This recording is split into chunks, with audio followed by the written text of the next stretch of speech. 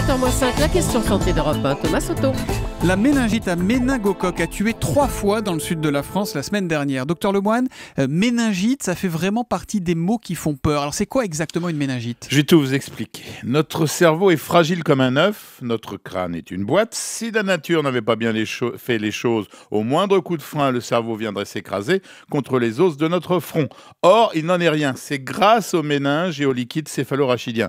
Le cerveau est entouré d'abord de façon très étroite par une sorte de cellofray. C'est la première méninge.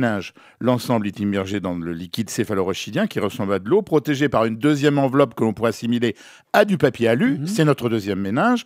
Enfin, pour rigidifier l'ensemble, on ajoute contre l'os une couche de plastique très dure, la troisième méninge. Mais lorsque des microbes parviennent à franchir cette barrière pourtant très hermétique, eh bien les méninges et le liquide s'infectent et le cerveau est en péril. Et quels sont les symptômes qui doivent faire réagir le malade ou son entourage? L'enfant se plaint de maux de tête violents, de fièvre et de vomissements. Il fuit la lumière. Alors, il faut faire une ponction lombaire. Ça fait mal, c'est la ponction lombaire. Non, c'est vraiment indispensable pour être fixé? Oui, pour certifier le diagnostic et pour traiter. Avec une longue aiguille, on va prélever entre deux méninges un peu de liquide. Alors, on le fait dans le bas du dos parce que la nature est vraiment bien faite. Elle a même prévu l'endroit où mettre le robinet. Bon, ça dit, toutes les méningites ne sont pas mortelles. Moi, je ne vais pas vous raconter ma vie, mais j'ai eu une méningite virale quand j'étais ado et ça va très bien, merci. Sûr. Ouais. Parce que enfin, non, ça, je suis pas sûr. Dans 80% des cas, Thomas, le microbe est un virus. C'est douloureux, pénible à supporter, mais la guérison est toujours au bout. Dans le cas de Nice, c'est une toute autre histoire parce que le microbe n'est plus un virus, mais une bactérie. Et là, le liquide céphalorachidien devient purulent et tout le système nerveux est en danger. C'est une urgence extrême qui, si le diagnostic est fait à temps, peut bénéficier de l'effet spectaculaire des antibiotiques. Vous parliez de Nice. Ce qui est frappant dans les cas de Nice, c'est l'âge des victimes. 29 ans pour l'un, 22 ans pour les deux autres. Ça frappe à tous les âges, la méningite à méningocoque? Non, il y a généralement deux pics. Les moins de 5 ans représentent 38% des cas. Les autres ont entre 14 et 20 ans. Plus âgés, c'est effectivement plus rare. Mais alors, comment ça se transmet? Comment ça s'attrape, une méningite? C'est très simple dans le cas de celle de Nice, par les gouttelettes de salive émises par le malade qui tousse ou qui postillonne. Comme une grippe, en fait. Oui. Il existe un vaccin contre la méningite?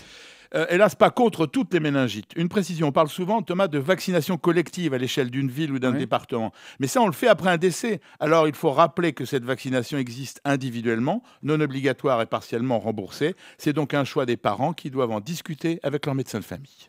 Oui, alors qui dit médecin dit controverse. Vous en pensez quoi, vous vaccin. J'ai dit quoi? Médecin, non. Vaccin, Aussi, s'il vous plaît. Non, vous en pensez quoi du vaccin contre la méningite? C'est une vaccination qui, compte tenu du faible nombre de cas, est particulièrement combattue avec des arguments qui disent qu'il y a plus d'effets secondaires que de vies sauvées. 30 décès d'enfants ou d'adolescents par an, ça peut paraître pas beaucoup. Mais pour une fois, Julie, il faudrait donner la parole aux parents d'enfants qui n'ont pas eu cette chance d'être vaccinés. Comme on donne la parole à ceux qui reprochent les effets secondaires des vaccinations, au moins ça serait équitable. Après, c'est un choix. Je sais qu'on me reproche cet argument qui n'est pas scientifique, mais moi, j'ai vacciné mes enfants. Ça a en tout cas le mérite d'être clair. Merci, docteur Lemoine. La question santé d'Europe 1 tous les matins à 7h-5 sur Europe 1. À demain, Jean-François. À demain.